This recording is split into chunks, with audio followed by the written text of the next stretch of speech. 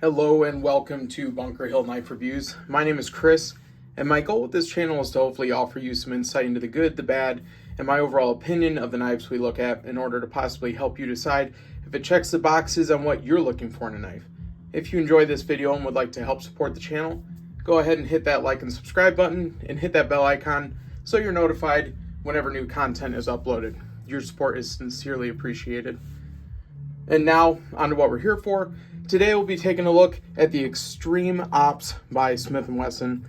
I thought it was fitting to do my first review on this knife because this was the first knife I ever purchased for myself. It's been through a lot with me. You can see it's pretty beat up. I used it in construction a lot and then also as an everyday carry. It used to be a Tonto, a drop point Tonto blade, but the tip broke, so I kind of modified it into sort of like a sheep's foot modified Tonto blade almost. Yeah, so let's take a look. So we're going to go over the brief specs.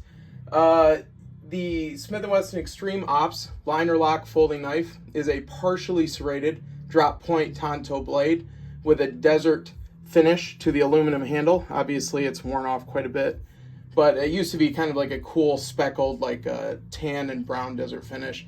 The Tonto blade comes with ambidextrous thumb knobs and jimping at the top, as well as a lanyard hole and a pocket clip. Okay, there's a lanyard hole back there. Pocket clip, this one's broken. Like I said, it's been through quite a bit, so pretty beat up. But, so that's kind of the brief specs. I'll give you a good look at it. Like I said, pretty worn out, but lockup's still pretty tight. Overall, this thing has really stuck with it, with how hard it's been used. The pivot is a little tight right now, just to kind of keep that blade play in check. Normally, if it was a newer knife, it wouldn't have to be quite so tight in order to keep it as solid as it is right now, but had to tighten it up a little bit more than what I usually keep it at. So here it is. Not a bad looking knife. So let's start with the weight, okay? Going to the weight of the knife, pull out this. We're gonna do ounces and then pounds.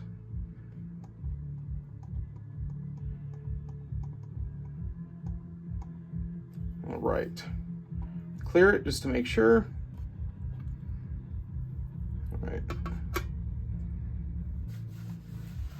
and we're in about 2.78 ounces. Let's go to pounds, which is 0.174 pounds. So on the website, it has it at like 0.181 pounds, so not too far off. Like I said, a lot of material's worn off, the tip's gone, so obviously it's dropped a little bit of weight in the use. So let's go over measurements. Put this to the side. Measurements, the website has it at a blade length of 3.25, overall length of 7.38. So again, because the blade's been damaged and modified, it's not going to quite be at that. Right now, blade length to the handle is just a hair under 3 inches. Cutting length is about 2 3/4. Handle is about just over 4 inches.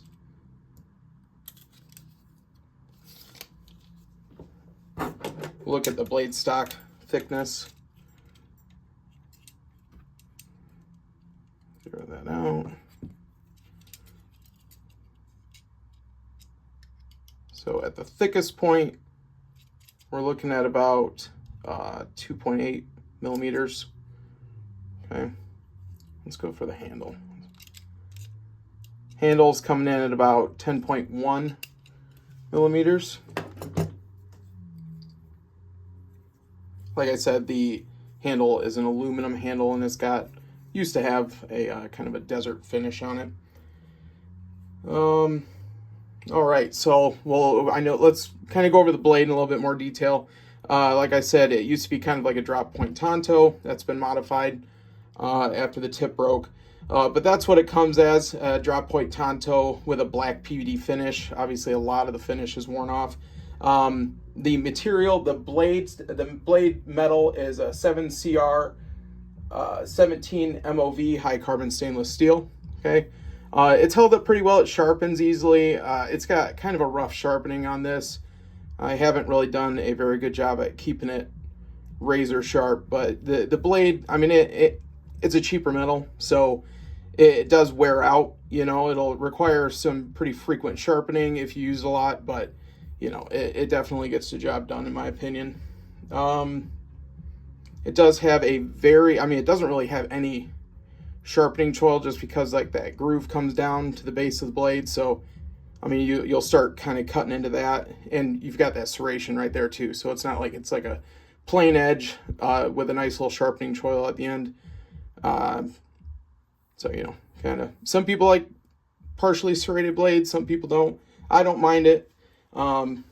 But it's just kind of how this one comes. I don't think it comes in a plain finish for this model specifically. All right, so action. All right, the action is smooth considering how well this thing's been used. Very smooth action. Like I said, I got the pivot a little tighter than it usually is just to keep that blade play down. This thing has really been beat up. So got the pivot a little tighter, but you could loosen it up and get it a little bit more fidget friendly. Right now it just takes kind of a good little flick of the wrist and you can get it to pop open pretty quick. Lock up, like I said, right now is sturdy. Very little side to side play, no up and down play. Detent quality, there's not really too much of a detent in here, you know, it's just kind of floating in there. To be honest, it's been so long since I've had this knife, I can't remember if it had more of a detent in it, but right now the detent's pretty much non-existent. But the deployment, I mean, it feels smooth even after all these years. Deployment options, it doesn't have a flipper tab or anything. You pretty much just got the thumb knobs there. I'm not good at reverse flicking knives. I'm still learning. Horrible at it. Not to mention this is a bad action to do it with. So, you know, we'll go with that. But overall, good action on this knife after all these years. I'm happy with it. The handle material is aluminum, like I said before, with a desert finish. The finish is almost all gone. I've thought about just kind of finishing it off and just keeping it aluminum, but the whole knife is so beat up, you know, I don't mind the just kind of like the rough appearance of it. It's just shown it's been used. It's got the holes for the weight reduction kind of milled into it. Some people like that, some people don't. I don't mind it. It is a little bit more to clean it out, but I don't mind it. I kind of like the style of it, the look. But very sturdy knife. It's, you know, like you saw, fairly light. It's not a big knife, you know. It's a really good size for just daily carry, but you know, I like it. And then it does have a clip. Clip has broken. This has been heavily used again. So I can't really attest to the clip, you know, the quality. I mean, because obviously this one broke, but it's been through hell and back. So, you know, take that as you will. And that's pretty much it. There's a lanyard hole at the back. And we can see pretty sure these are T6s. So 4 T6s and a T8 or a T10. We can take a look at that real quick.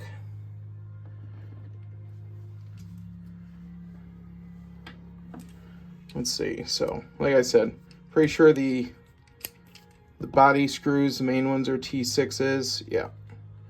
T6s for those 4 body screws.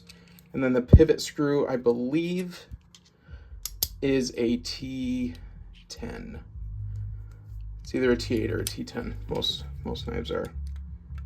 And T8. It is a T8, not a T10. Just verify. Make sure it's nothing super wonky as far as size. No, T8 seems to fit fine.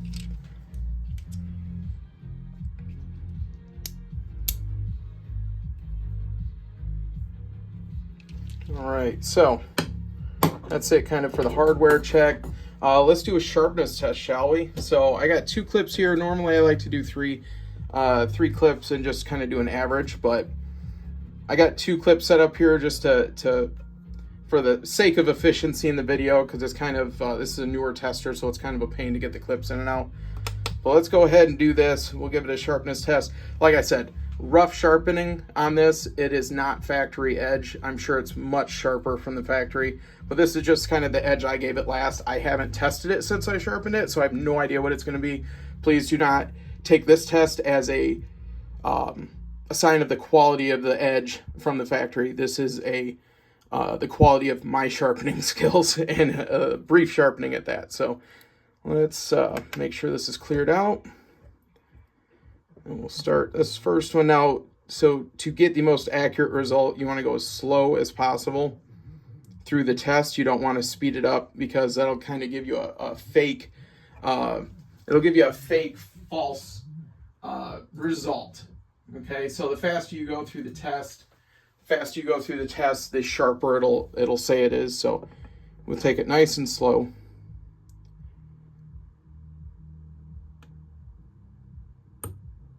All right, we're at 415 on that one. If you can see that, I'm gonna move this over. Now I'm gonna clear that. So we're at 415 on the first one. We'll do this again.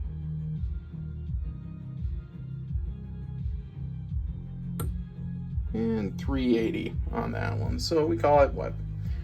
395 maybe? That's not too bad. That's actually sharper than what I thought it was. Having said, let me see if I can find the chart for this. I gotta print one and laminate it so I have a good reference for kind of what the sharpness scale is. Apologies for my lack of preparedness here. But according to the BEST certification, looks like, if you look at this right here, so we're at, let's call it a 395. That is right about where it says edge needs maintenance, right there. Okay, so new high-end cutlery looks like anywhere from 250 to 350. Anything 4 and above needs maintenance. So I mean, if we just call it even 400, blade definitely needs some maintenance. But considering how long it's been since I sharpened it, and the quick sharpening at that, I'm actually pretty okay with that result. So